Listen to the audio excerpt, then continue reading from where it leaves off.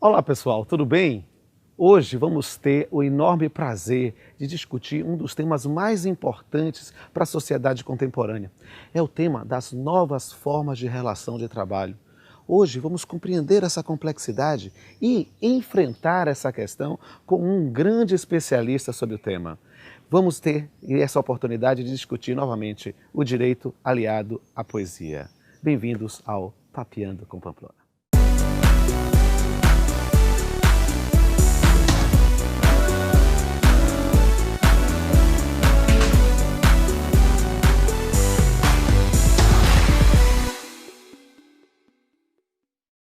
Olá pessoal, hoje no Papeando com Pamplona nós vamos enfrentar o tema das novas formas de relação de trabalho.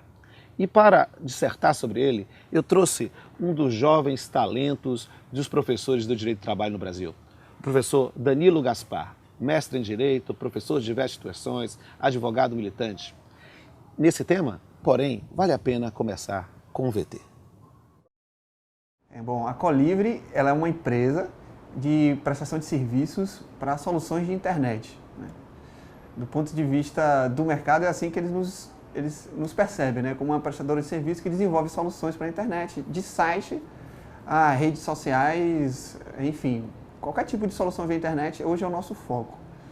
Bom, e o nosso diferencial são dois. Um é o fato de ser uma cooperativa de desenvolvimento tecnológico, né? De desenvolvimento de soluções para a internet.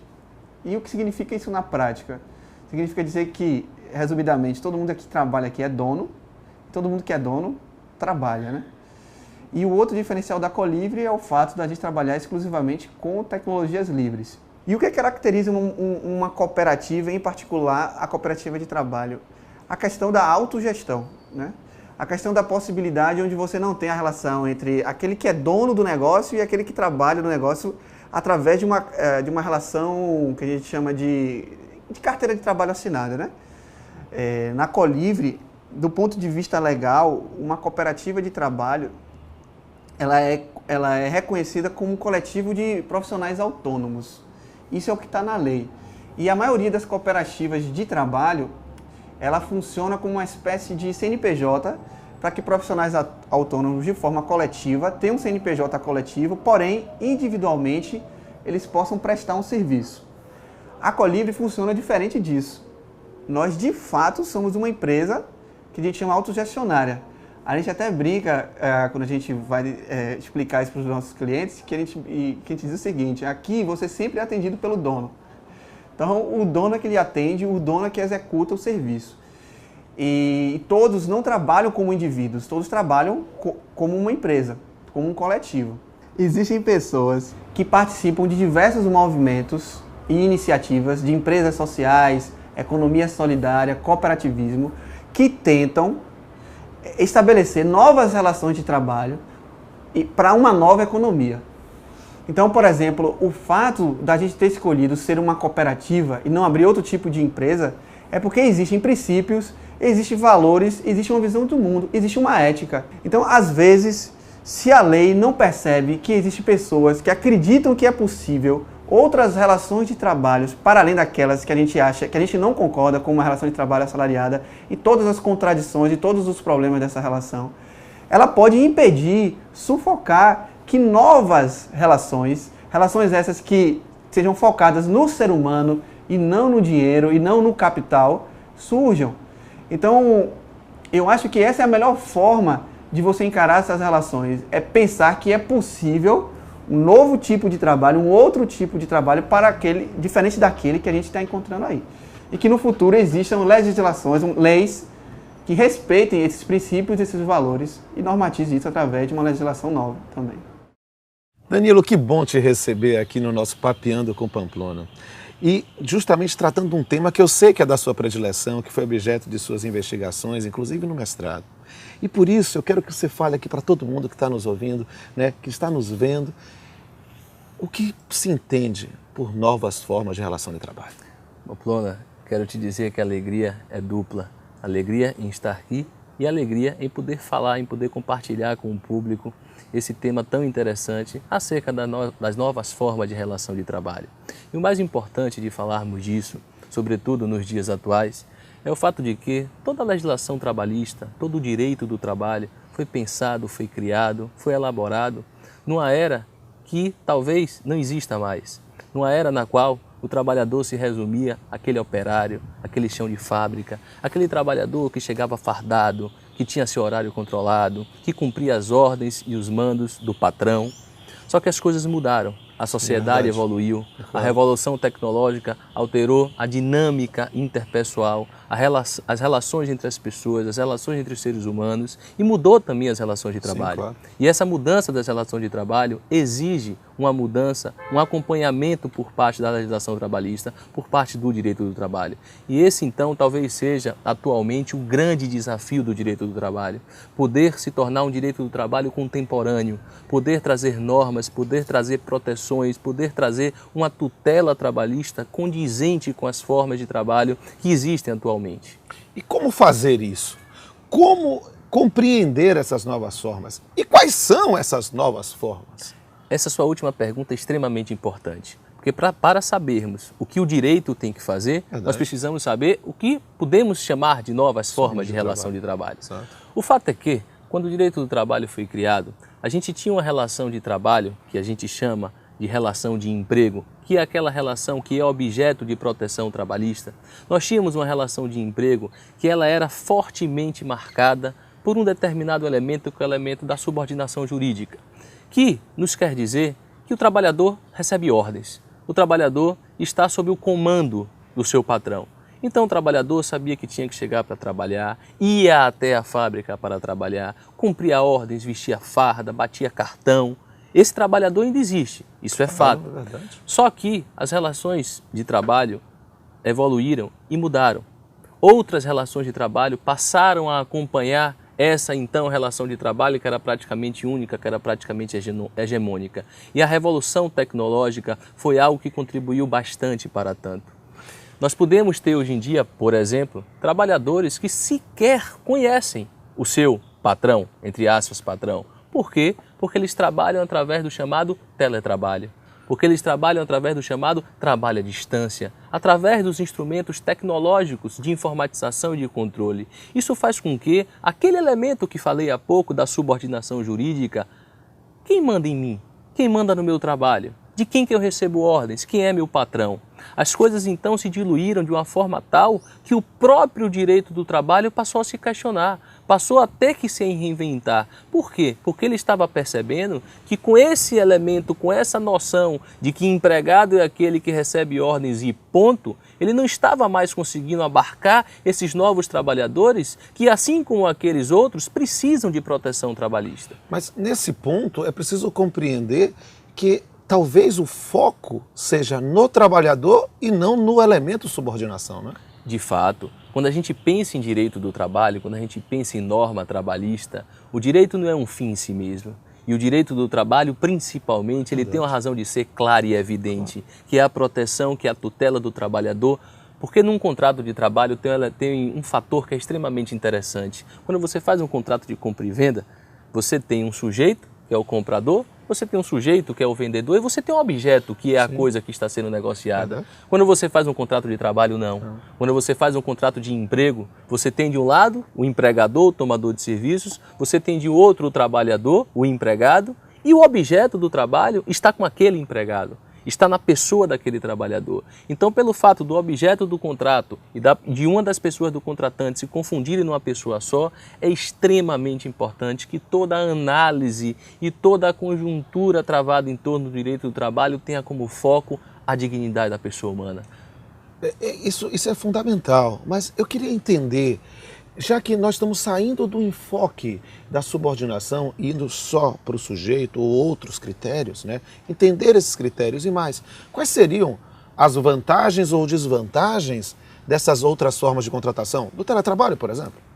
Extremamente importante isso, e a gente tem que entender que talvez essa mudança que a gente reclame, que a gente peça ao direito do trabalho, não seja necessariamente uma mudança normativa, ou seja, não se precisa criar diversas leis para alterar e adaptar o direito do trabalho. Muitas vezes uma mudança de interpretação vale mais do que qualquer coisa. Então a gente continua tendo até hoje os mesmos requisitos para que alguém seja considerado empregado. Só relembrando um pouquinho, precisa ser uma pessoa física, precisa trabalhar com pessoalidade, onerosidade, não eventualidade, que é a habitualidade, e subordinação. Os requisitos continuam os mesmos. A grande dificuldade, o grande desafio do direito do trabalho é entender que atualmente o conceito, a definição desses requisitos é que precisam ser reinventadas. Sem sombra de dúvida. E isto, com certeza, vai fazer com que a nossa plateia tenha muito interesse em discutir o trabalho, a subordinação, a parasubordinação, a dependência. Quem quer perguntar aqui? Meu nome é Daniel Azevedo. Professor Danilo, eu gostaria de saber quais são os direitos trabalhistas, em sentido estrito, que são aplicáveis aos trabalhadores parasubordinados?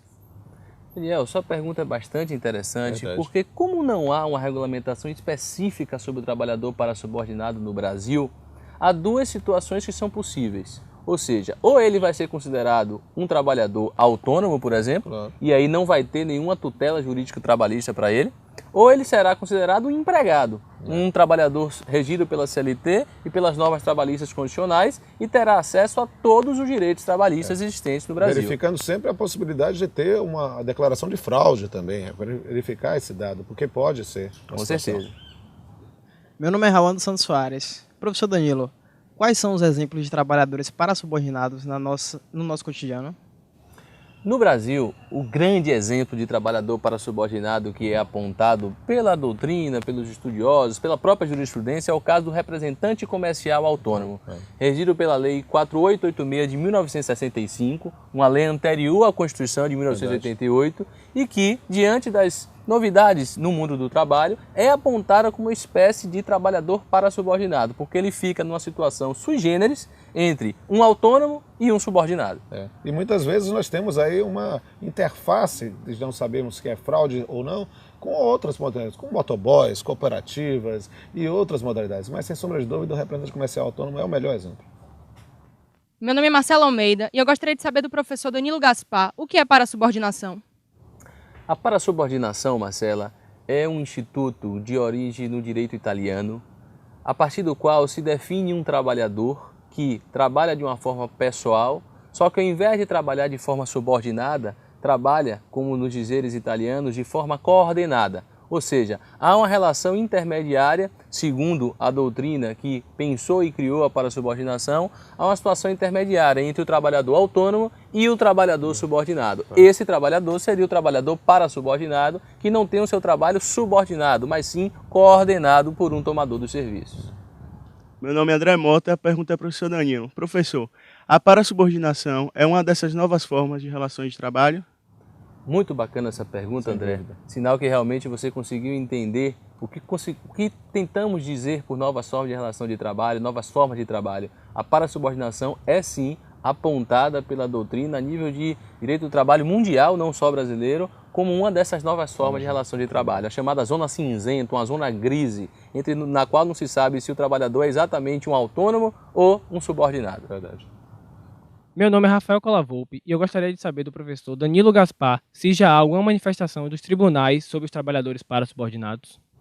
No Brasil, Rafael, como nós não temos uma legislação específica acerca da parasubordinação, as manifestações dos tribunais trabalhistas têm sido no sentido ou de configurar uma relação de emprego de um trabalhador subordinado especificamente, ou de negar o reconhecimento desse vínculo empregatício. E isso é uma decisão muito importante, porque o reconhecimento ou não do vínculo empregatício significa a tutela, a oferta ou não de direitos trabalhistas. E é muito importante compreender isso, porque na expressão parasubordinação é quase subordinado. Então, ele está numa zona gris, ele está numa zona intermediária, mas a justiça do trabalho ou é tudo ou nada. Olá, meu nome é Janine Guanais. Professor Danilo, eu tenho uma curiosidade. Eu gostaria de saber se já existe algum projeto de lei em curso no Congresso Nacional para disciplinar formalmente o trabalho parasubordinado.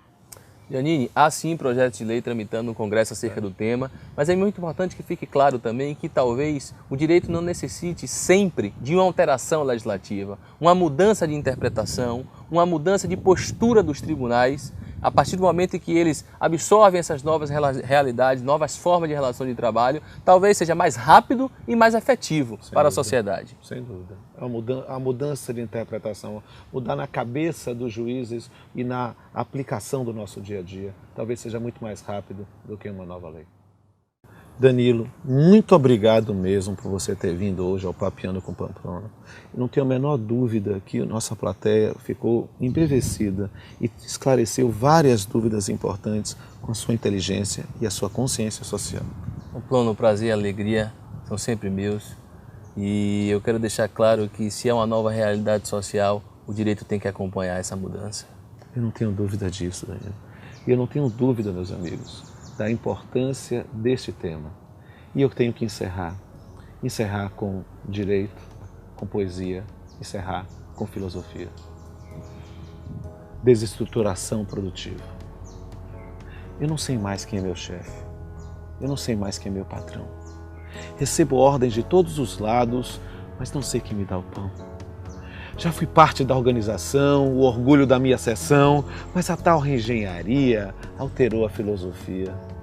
Falam de flexibilização em um mundo globalizado, só que deixaram todos na mão, sem olhar sequer para o lado. Realmente tudo na China é produzido mais barato. Vendem aqui mesmo na esquina, sem se ater a um simples fato. Que o que nos leva a ser feliz, ter uma vida normal e não ser aprendiz de um dumping social. Todo o sistema mudou, não faz sentido falar em nação. Graças a isso, virei consumidor. Não sou mais povo, sequer cidadão. A mídia nos transformou em público que pagou e quer o serviço. Não se fala mais em direito, nem se pensa em compromisso. A era do emprego já passou, o que se quer é flexsegurança, em que consumido eu é que sou e o Estado é que cuide dos que não têm esperança. Por que subordinação e não dependência? Quem disse que necessidade é indecência? Porque cada um cuida do seu e nada mais, e depois é que se excluem os marginais. O espelho precisa realmente se quebrar e se converter em um multifacetado cristal para olhar para o outro sem repúdio ou pesar e recuperar aqueles que sofrem o mal. Eu já mudei de nome várias vezes, como mudo de empresa em poucos meses. Fui temporário, estagiário, cooperado, terceirizado. Já fui PJ, já fui parceiro, fui colaborador, já fui meeiro. Eu fui precário, em experiência, fui autônomo ou outra crença. Fui mobília da casa, tombado, membro da família, agregado, dependente ou parasubordinado. Só não deixei de ser explorado. Até o próximo programa.